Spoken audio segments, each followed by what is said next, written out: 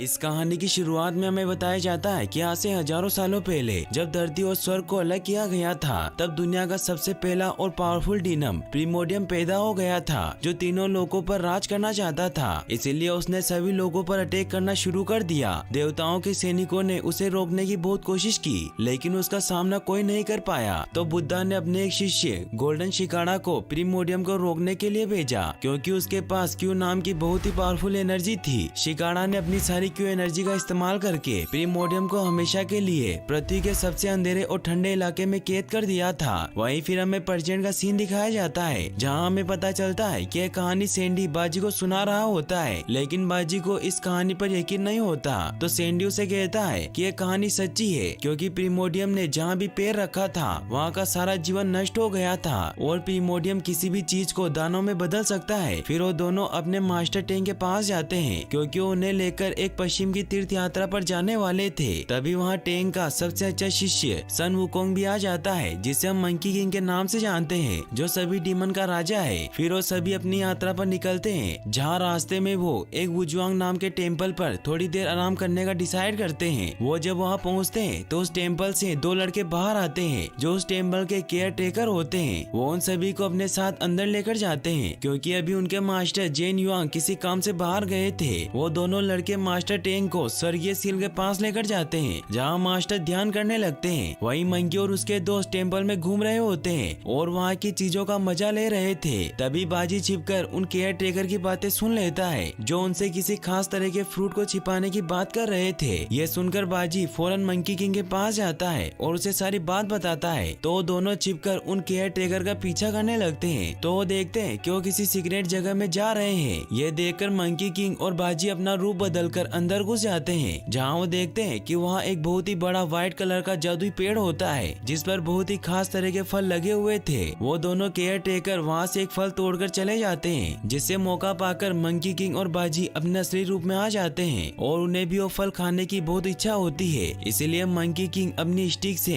एक फल को तोड़ लेता है, लेकिन वो फल जमीन पर नीचे जाकर गिर जाता है। बाजी उस फल को पकड़ने जाता है, लेकिन तभी वो फल जमीन में कहीं गायब हो जाता है। बाजी उस फल को ढूंढने की काफी कोशिश करता है, लेकिन उसे कुछ नहीं मिलता। तभी मंकी किंग को वहाँ डीमन एनर्जी का एहसास होता है, इसीलिए अपनी पावर का यूज करके एक क्रिएचर को बाहर निकाल लेता है और मंकी किंग उस पर बहुत गुस्सा होता है कि तुमने मेरा फल चुरा लिया। तो वो क्रिएचर उसे बताता है कि मैंने कुछ नहीं किया, बल्कि ये सभी जादुई फल है, जो जमीन पर लगते ही गायब हो जाते हैं, क्योंकि ये फ्रूट्स 10,000 सालों में सिर्फ एक बार उगते हैं और अगर तुम इन फल को खा लो तो तुम 47,000 सालों तक जीवित रह सकते हो। ये सुनते ही मंकी किंग उस फल को खाने के लिए बहुत उत्सुक हो जाता है और वो उस क्रिएचर की पूरी बात सुने बगैर ही उस फल को तोड़ने के लिए चला जाता है। फिर हमें दिखाया जाता है कि मंकी किंग उस पेड़ से 3 फल तोड़कर ले आता है और वो तीनों दोस्त मिलकर एक एक फल खा लेते हैं। लेकिन तभी वो दोनों केयर टेकर उनकी बातें सुन लेते हैं, जिससे उन्हें उन पर शक होता है। इसीलिए वो जादुई पेड़ के पास जाकर वहाँ अपने फ्रूट्स चेक करने लगते हैं। तो वो देखते हैं कि वहाँ 4 फ्रूट्स कम होते हैं। इससे उन्हें बहुत गुस्सा आता है और वो मंकी किंग और उसके दोस्तों पर चोरी का इल्जाम लगा देते हैं। तभी मास्टर टेंग भी वहाँ आ जाते हैं, जो उन्हें कहते हैं कि यहाँ क्या चल रहा है। तो दोनों केयर टेकर उन्हें कहते हैं कि आप दिखावा मत कीजिए, हम जानते हैं कि आप भी इनके साथ मिले हुए हैं। तो मंकी उन्हें कहता है कि मेरे मास्टर ने कुछ नहीं किया,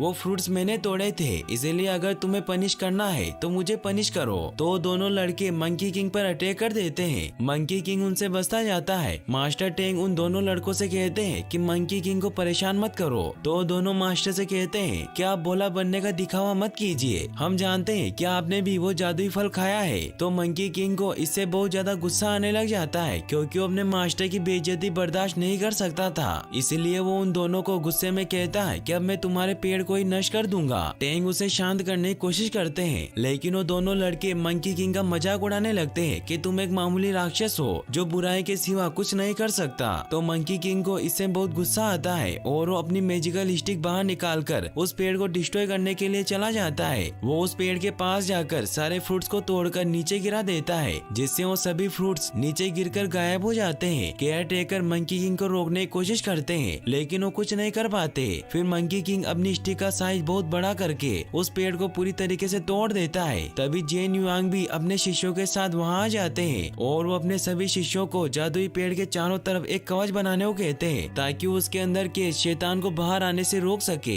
वो सभी शिष्य मिलकर एक बहुत ही जटिल सुरक्षा कवच बना लेते हैं। तभी मास्टर टेंग जेन युआंग से माफी मांगते हैं कि मेरे शिष्यों से गलती हो गई, लेकिन जेन युआंग उन्हें कहते हैं कि इन्हें इनके किए की सजा जरूर मिलेगी। ये कहकर वो मंकी किंग और उसके दोस्तों पर अटैक कर देते हैं, जिससे उन चारों के बीच फाइट होना स्टार्ट हो जाती है। तभी वो कवच क्रैक होने लगता है और प्रीमोडियम धरती की गहराइयों से बाहर निकल आता है। वो जैसे ही बाहर निकलता है तो उसकी नजर टेंग पर पड़ती है, जिससे उसे लगता है कि वो गोल्डन शिकारा है, इसलिए वो उसे पकड़कर अपने साथ ले जाता है। वहीं मंकी किंग और जेन युआंग के बीच अभी भी फाइट चल रही होती है और जेन युआंग इस फाइट को रोकने के लिए मंकी किंग और उसके दोस्तों को एक शील्ड में बंद कर देते हैं। मंकी किंग उस शील्ड को तोड़ने की बहुत कोशिश करता है, लेकिन वो उस शील्ड को नहीं तोड़ पाता। जेन युआंग उसे बताते हैं कि तुमने बहुत बड़ा अपराध किया है, क्योंकि ये कोई आम पेड़ नहीं था, बल्कि इसे क्यू ऊर्जा द्वारा बनाया गया था और इसके नीचे बहुत ही खतरनाक शैतान प्रीमोडियम कैद था, लेकिन तुम्हारी गलती की वजह से वो आजाद हो गया। तो मंकी किंग उसे कहता है कि वो सिर्फ एक मॉन्स्टर ही तो है, इसीलिए मैं अपने मास्टर को बचाने जा रहा हूँ। तो जेन युआंग उसे कहते हैं कि कहना बहुत ही आसान होता है, लेकिन करना उतना ही मुश्किल, क्योंकि 3 दिन बाद प्रीमोडियम अपने पुराने शक्तिशाली रूप में वापस आ जाएगा और वो तुम्हारे मास्टर को निगल लेगा, क्योंकि तुम्हारे मास्टर टेंग ही गोल्डन शिकारा के 10वें अवतार है। इसीलिए अगर उसने तुम्हारे मास्टर की शक्तियाँ हासिल कर ली तो वो बहुत ताकतवर हो जाएगा, जिसे कोई रोक नहीं पाएगा और वो तीनों लोगों को अपने वश में कर लेगा। तो मंकी किंग उन्हें कहता है कि ऐसा कोई डीमन नहीं है जिसे मैं वश में नहीं कर सकता, इसीलिए मैं अपने मास्टर को बचा लूंगा। तो जेन युआंग उसे एक मौका दे देते हैं। फिर मंकी किंग अपने दोस्तों के साथ वहाँ जाने की तैयारी करने लगता है। तभी हमें दिखाया जाता है कि उस जादुई पेड़ से क्यू एनर्जी निकलकर मंकी किंग के बैग में उनके साथ चली जाती है। वहीं दिखाया जाता है कि प्रीमोडियम टेंग को लेकर एक माउंटेन की तरफ बढ़ रहा होता है और उसके रास्ते में जितने भी जीवित जीव जंतु आते हैं उन्हें उसकी डार्क एनर्जी उन्हें डीमन में तब्दील कर देती है। प्रीमोडियम जब उस पहाड़ तक पहुंचता है तो वहाँ बहुत सारे डीमन उस पर अटैक करने आने लगते हैं, लेकिन जब प्रीमोडियम उन डीमन के लीडर को बताता है कि वो प्रीमोडियम है तो वो सभी डरकर उसके सामने घुटने टेक लेते हैं। फिर वो सभी को कहता है कि जब तक मैं अपने असली रूप में नहीं आ जाता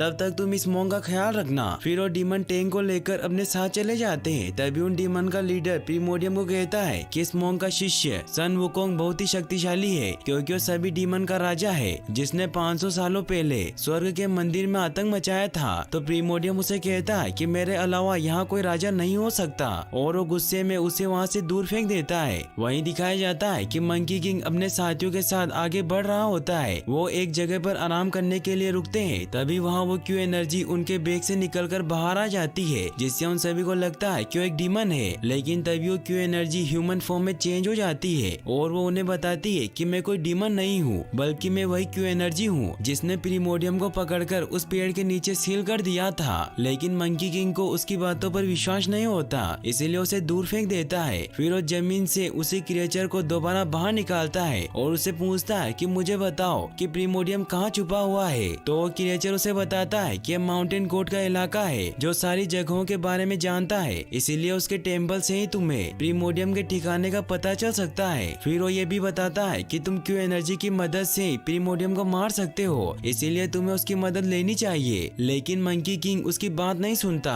और उस क्रिएचर को भी दूर फेंक देता है। तो सैंडी उसे बताता है कि वो सच कह रहा था, क्योंकि किताब में लिखा है कि बुद्धा के एक शिष्य ने अपनी सारी क्यू एनर्जी का इस्तेमाल करके ही प्रीमोडियम को सील किया था। तो मंकी किंग भी उसकी बात समझ आता है। वहीं हमें दिखाया जाता है कि प्रीमोडियम भी उन्हें अपनी शक्तियों की मदद से देख रहा होता है, इसीलिए अपने साथियों को उन्हें मारने के लिए भेजता है। तभी टेंग उसे कहते हैं कि मेरे शिष्य मुझे बचाने जरूर आएंगे। तो प्रीमोडियम उसे कहता है कि तुम्हारे शिष्य मुझे कभी भी नहीं रोक सकते, इसीलिए तुम्हें सबने देखना बंद कर देना चाहिए। वहीं हमें मंकी किंग को दिखाया जाता है जो अब क्यू एनर्जी को भी अपने साथ लेकर आगे बढ़ने लगता है, जहाँ वो एक गाँव में खाना खाने के लिए जाते हैं। लेकिन वहाँ गाँव में सभी उन डीमन को देखकर काफी डर जाते हैं कि तभी डार्क एनर्जी आकर उस गांव को चारों तरफ से घेरने लग जाती है। ये देखकर मंकी किंग क्यू एनर्जी को एक लालटेन के अंदर छिपा देता है, क्योंकि वो समझ जाता है कि प्रीमोडियम उस क्यू एनर्जी को खत्म करना चाहता है। तभी वहाँ सभी डीमन उन्हें मारने के लिए आ जाते हैं, लेकिन मंकी किंग अकेला ही उन पर बहुत भारी पड़ता है। वो एक एक करके सभी को मारने लगता है। ये देखकर वो डीमन उस गाँव के लोगों को शैतान बनाने लग जाते हैं, क्योंकि उन्हें पता होता है कि मंकी किंग निर्दोष लोगों पर अटैक नहीं कर सकता।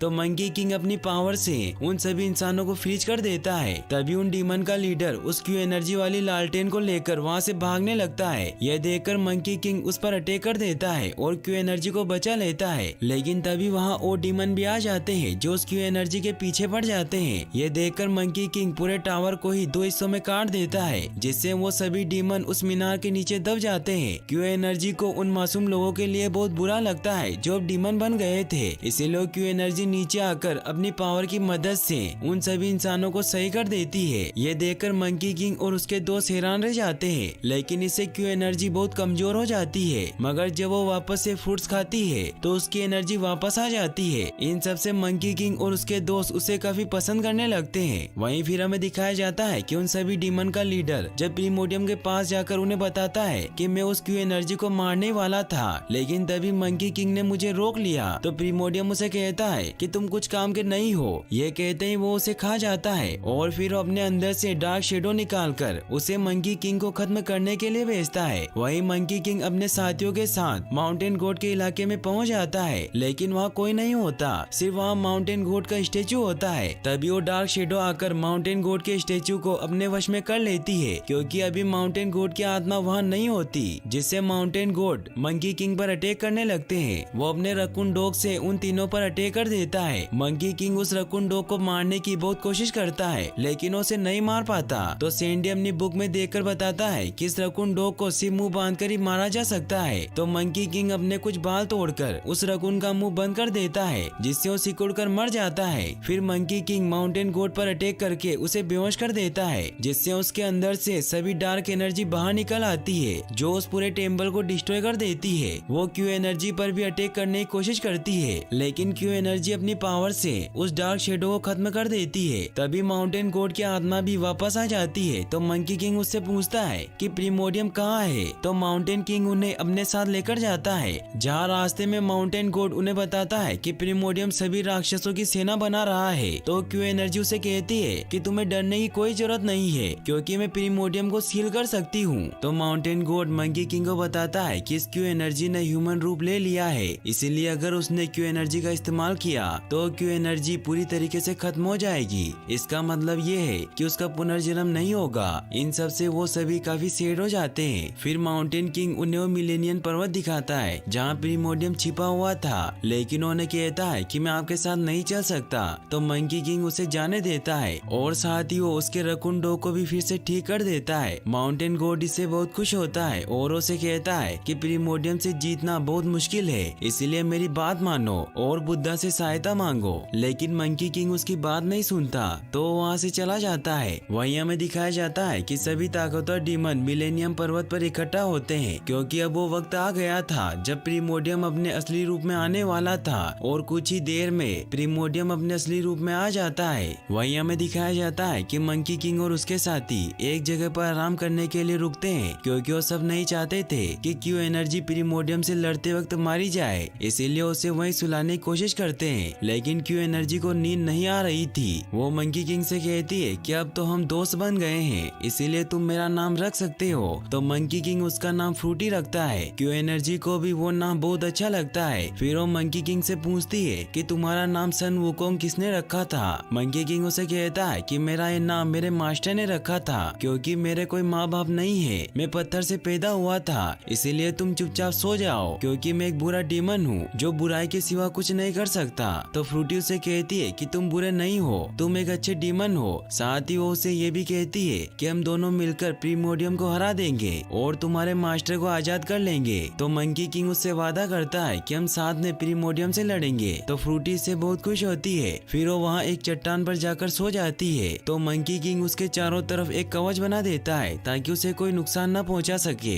और वो उसे अपने साथ भी लेकर नहीं जा सकते थे, क्योंकि इससे उसकी जान को खतरा था। फिर वो तीनों आगे बढ़ जाते हैं। वो सुबह होते होते उस पर्वत के काफी करीब पहुंच जाते हैं, लेकिन तभी प्रीमोडियम के सभी डीमन उन पर अटैक करने के लिए आने लगते हैं। तो मंकी किंग भी अपने दोस्तों के साथ लड़ाई करने के लिए तैयार हो जाता है। वो तीनों सभी डीमन पर भारी पड़ने लगते हैं, क्योंकि बाजी खुद को बहुत बड़े मॉन्स्टर में बदल लेता है और सैंडी अपनी वाटर की शक्तियों से उन पर हमला करने लगता है। उन सभी के बीच बहुत ही एपिक फाइट होती है, लेकिन एक जगह मंकी किंग को सभी डीमन चारों तरफ से घेर लेते हैं। ये देखकर मंकी किंग अपने बालों की मदद से बहुत सारे क्लोन बना लेता है जो सभी डीमन पर भारी पड़ने लगते हैं। तभी प्रीमोडियम वहाँ आ जाता है और उन डीमन को खुद ही मार देता है क्योंकि उसे लगता है कि वो सब कमजोर हो गए हैं। मंकी किंग अपनी पूरी पावर से प्रीमोडियम पर अटैक करने लगता है। वो तीनों एक परफेक्ट टीम की तरह प्रीमोडियम पर अटैक करते जाते हैं, जिससे ऐसा लगता है जैसे प्रीमोडियम आसानी से हार जाएगा। लेकिन प्रीमोडियम वापस उठ खड़ा होता है और अपनी रिंग से उन पर हमला करने लगता है, जिससे वो तीनों इस बार प्रीमोडियम के सामने नहीं टिक पाते और प्रीमोडियम उन्हें बहुत मारता है। वहीं फ्रूटी की जब आँख खुलती है तो वो देखती है कि मंकी वहाँ नहीं है, इसीलिए वो वहाँ से बाहर निकलने की कोशिश करती है, लेकिन उस कवच की वजह से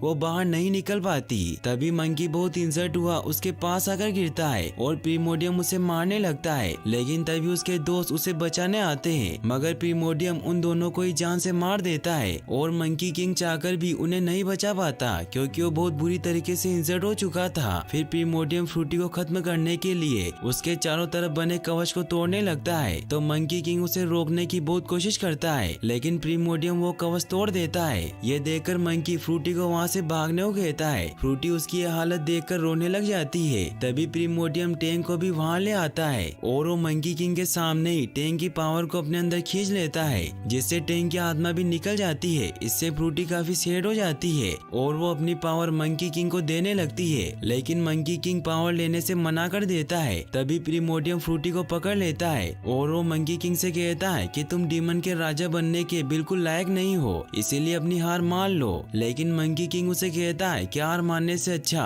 मैं मरना पसंद करूंगा। इससे प्रीमोडियम को और ज्यादा गुस्सा आ जाता है और वो मंकी किंग को बहुत बुरी तरीके से मारने लगता है। ये देखकर फ्रूटी को भी बहुत गुस्सा आ जाता है और वो अपनी पावर से प्रीमोडियम पर अटैक करने लग जाती है और उसे पूरी तरीके से पकड़ लेती है। लेकिन तभी प्रीमोडियम अपनी सारी पावर को एक्टिवेट कर लेता है क्योंकि अब उसके पास टैंक की भी पावर आ गई थी और वो अपनी सारी पावर से फ्रूटी पर अटैक कर देता है, जिससे फ्रूटी दूर जाकर गिरती है और उसकी सोल निकलकर मंकी किंग के अंदर चली जाती है, जिससे मंकी में फिर से जान आ जाती है और उसका स्टोन हार्ट बहुत तेजी से धड़कने लग जाता है और अब मंकी किंग अपने रुद्र रूप में आ जाता है। फिर उन दोनों में बहुत ही एपिक फाइट स्टार्ट होती है, जिससे अब मंकी किंग प्रीमोडियम पर भारी पड़ता है और उसके हाथ पैर तोड़ देता है। फिर मंकी किंग अपनी स्टिक का साइज बढ़ा करके प्रीमोडियम को पूरी तरीके से मार देता है, जिससे अब प्रीमोडियम की सारी डार्क शेडो भी गायब हो जाती है। फिर दिखाया जाता है कि फ्रूटी की क्यू एनर्जी बाजी और सैंडी को फिर से ठीक कर देती है और अब उनके मास्टर भी वापस आ जाते हैं जो उन तीनों को आशीर्वाद देते हैं और ये मूवी यहीं पर एंड हो जाती है। फिर हमें इस मूवी के पोस्ट क्रेडिट सीन को दिखाया जाता है जहां उस जादुई पेड़ को सही करने के लिए एक देवी प्रकट होती है जो मंकी किंग के पास मौजूद फ्रूटी के पत्ते से उस पेड़ को वापस सही कर देती है और यहीं पर यह मूवी फाइनली एंड हो जाती है। और गाइस, अगर आप ऐसी और वीडियोस देखना चाहते हैं तो मुझे कमेंट बॉक्स में जरूर बताएं और वीडियो को लाइक और चैनल को सब्सक्राइब करने के लिए आपका तहे दिल से शुक्रिया। Thanks for watching.